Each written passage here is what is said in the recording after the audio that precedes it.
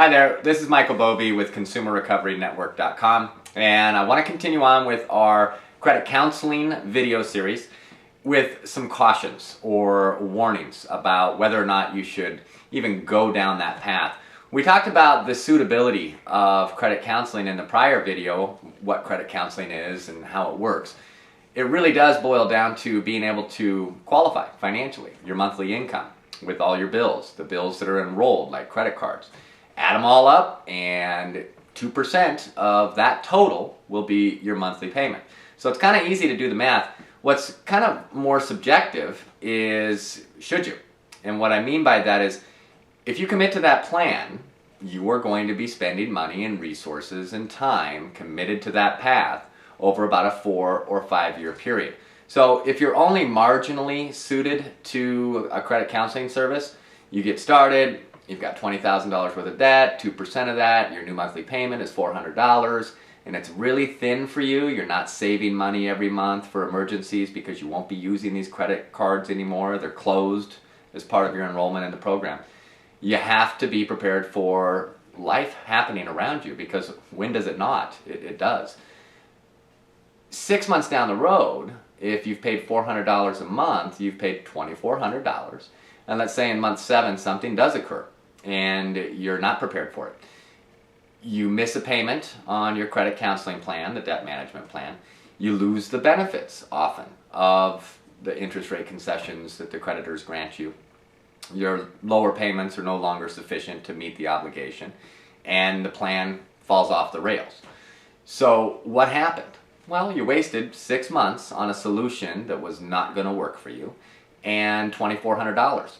What would that $2,400 have done as an alternative? Well, the average national cost of bankruptcy, and this includes the attorney's fees and the court costs and everything, is about $1,800. If you're in one of the coastal cities, it could range $2,000, $2,100, and sometimes lower in some of the Midwest and smaller municipalities. But if you file bankruptcy, Chapter 7, the debt's gone, and you get that fresh start. Everybody wants to avoid bankruptcy, and I get that. Believe me, I get that.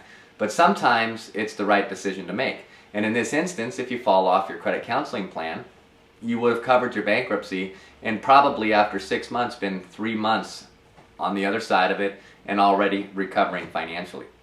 That $2,400 also could have funded 2 settlements. Let's say you had $20,000 worth of debt and all of them 5 accounts, $4,000 balances.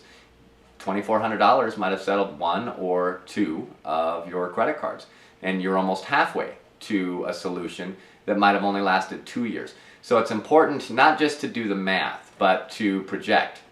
Credit counseling is generally best for someone who can meet that monthly payment, that newer, lower monthly payment, but also somebody who has a dependable and consistent income.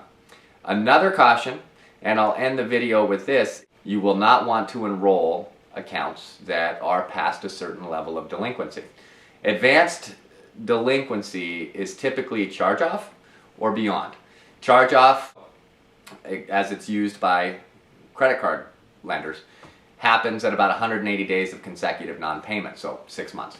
If you've got accounts that are charged off, they no longer can be re-aged, one of the benefits of credit counseling we talked about in the prior video. And if you do enroll them, and let's say it's with a debt buyer or something like that, and you fall off the plan, they might have reduced your interest rate with an agreement that, hey, everything's going to get charged up retroactively if you fall off the plan. Absolutely very little benefit to enrolling charged off credit card and other unsecured accounts into a credit counseling service, given the fact that life happens, and if you fall off, not only did you lose the benefits, but you probably didn't even end up paying down much of the debt, if any, when you enroll charged off accounts. So be very careful about that. There are credit counseling agencies out there that will just throw willy-nilly enroll accounts in there. Be careful of who you actually work with in a credit counseling service, because while many of them do a lot of the same services, not all of them are created equal. We prefer Cambridge Credit Counseling, a national firm that does outstanding work, publishes all their data, their success rates. Check them out.